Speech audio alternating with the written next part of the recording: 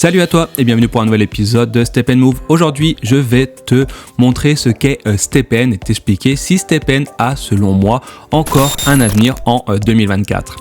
Si tu ne connais pas StepN, c'est le premier Move to Earn qui a été lancé maintenant 2 ans en arrière, un peu plus de 2 ans, et qui en fait se basait sur la technologie de la blockchain, donc la même technologie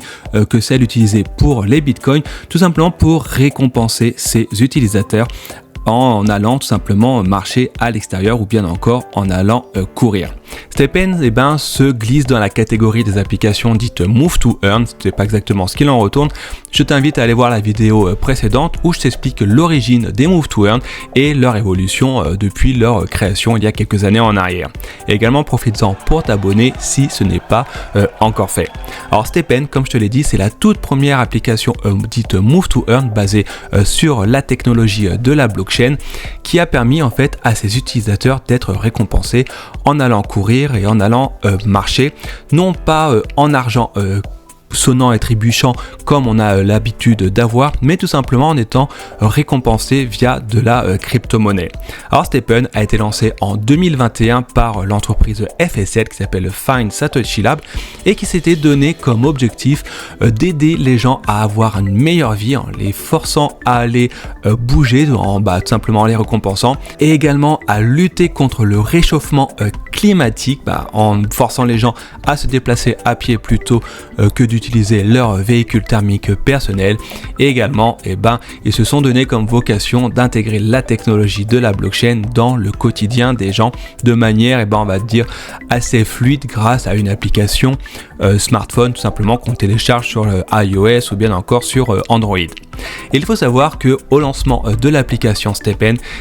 le succès a été quasiment immédiat. Et oui, mais contrairement comme je te disais aux applications Move to Earn classiques, pour cette fois-ci, si tu voulais utiliser l'application, et si tu veux d'ailleurs toujours utiliser l'application StepN, il faut initialement acheter ce qu'on appelle des chaussures virtuelles, chaussures basées sur la technologie des NFT. Alors je t'invite à chercher sur Google si tu connais pas les NFT. Et initialement, ces chaussures dites virtuelles que tu chausses de manière virtuelle dans l'application coûtaient des centaines, pour ne pas dire des milliers d'euros lors du lancement de l'application StepN. Et là, le succès a été tel que des utilisateurs de l'application gagnaient tellement d'argent qu'ils se sont mis à quitter leur boulot car ils se sont rendus compte que ça gagnait beaucoup plus d'argent en faisant 1 heure de marche par jour que d'aller s'embêter dans une usine pour gagner 3 fois moins cher. Sauf que évidemment, qui dit beaucoup de succès, surtout lors de le lancement d'une application comme ça, dit qu'à un moment donné, ça a fini par s'effondrer et se casser la gueule. Et cela est arrivé un peu plus tard, en 2022, en mai-juin 2022, lorsque le gouvernement chinois a interdit à leurs citoyens chinois d'utiliser la blockchain et de continuer à utiliser le monde des crypto-monnaies. Et suite à cela, étant donné qu'il y avait beaucoup de personnes d'origine chinoise qui utilisaient StepN,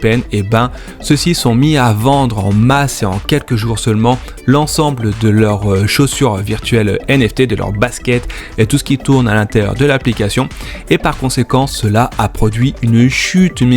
aussi radicale que rapide de tout ce qui était lié à l'écosystème StepN. Et du coup, ces chaussures qui valaient encore quelques semaines en arrière, qui valaient 1000 euros, se sont retrouvées à quelques dizaines d'euros seulement, voire beaucoup moins, étant donné qu'à ce moment-là, du coup, les prix ont chuté jusqu'à 20 euros la basket qui valait plusieurs centaines quelques jours avant. À ce moment-là, tout le monde s'est dit que StepN était mort et enterré et que du coup, il fallait passer à autre chose.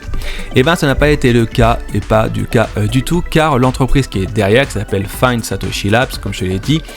c'est à continuer à se développer, a mis en route ce qu'on appelle un échangeur de NFT, qui s'appelle More, une plateforme du même topo que Magic Eden, basé sur Solana également.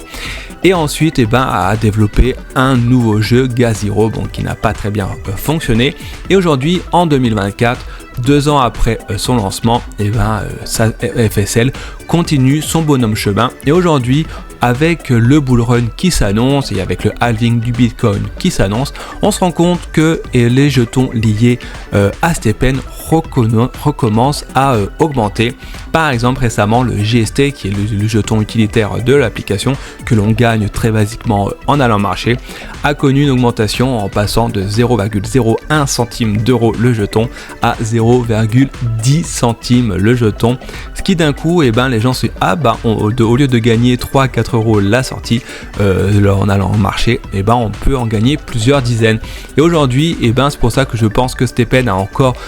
son avenir en 2024, car ils ont passé le bear market, on commence le bull run aujourd'hui, on est au mois de mars 2024 et je pense que cette année risque d'être de nouveau une année pour STPN et c'est pour ça que je pense sincèrement que l'application n'est pas morte et qu'il y a encore beaucoup de choses à faire à ce niveau-là. Évidemment, ce n'est pas un conseil en investissement et il faut que tu fasses d'ailleurs tes propres recherches si tu souhaites mettre de l'argent dedans, car je te rappelle que cet argent peut potentiellement valoir zéro, comme cela a déjà été le cas quelques années en arrière lorsque les Chinois ont quitté l'application. Pour information, pour utiliser l'application, pour s'inscrire, il faut un code que tu obtiens via leur Discord. Et si jamais tu en veux un, tu mets un commentaire dans les notes de cet épisode et je me ferai un plaisir à ce moment-là de te donner un code que je peux te fournir de manière à volonté. Et on arrive à la fin de cet épisode, j'espère qu'il t'a plu. Une autre fois, n'hésite pas à t'abonner, à mettre un like et à partager. En attendant, je te souhaite une bonne journée et je te dis à très bientôt.